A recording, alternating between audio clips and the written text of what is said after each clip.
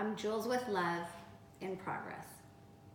Let me start off by saying that I don't feel smart enough, witty enough, or just enough to write my first blog. But here I am sitting at my kitchen table, looking at some beautiful flowers, writing, and forcing myself to quiet the inner critic who is feeding me these negative thoughts. Why is self-doubt such a strong obstacle to overcome, especially surrounded by external validations? I wish I knew the answer. It's a daily struggle for me, some days better than others, but I've learned that in order to overcome self-doubt, I have to stop worrying about what other people think and be gentle with myself, watch how I speak to myself, and be grateful for every day I put myself out there, just like I'm doing right now. The truth is, the only person that matters, the one who is judging and criticizing, is the person's reflection that I see on the computer screen.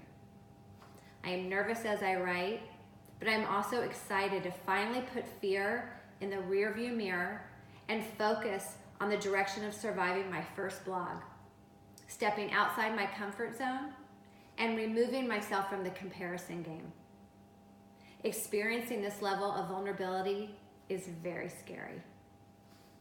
What if you don't like what I have to say?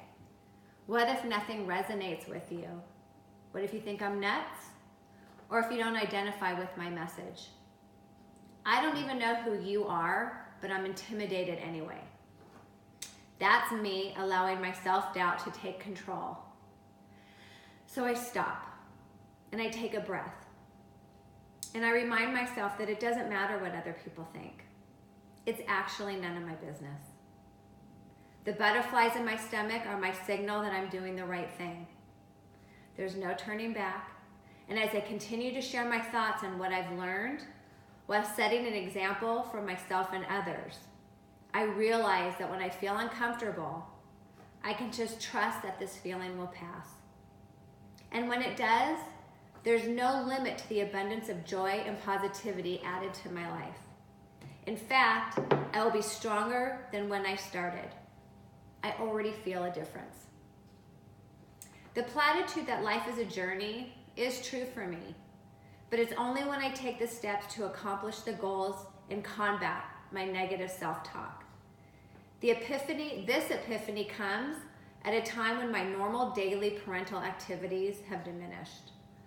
I am left with wanting more than grocery shopping, cooking, and staying home. The person I am now is seeking an abundance of self-love and joy. This new experience has become an outlet and a path to achieve and receive what I desire. I am removing the protective shield that I've been carrying to avoid judgment or hurt. Self-love is a ubiquitous topic, and I don't want to blather on about how I struggle with it. However, I realized how to love myself in a way so that other people's opinions are just that, their opinions. So here's the love. When I can stay in my own lane and not compare myself to others, there is no limit to the amount of joy that I can receive in my life, and no amount of love, no limit to the amount of love that I can share.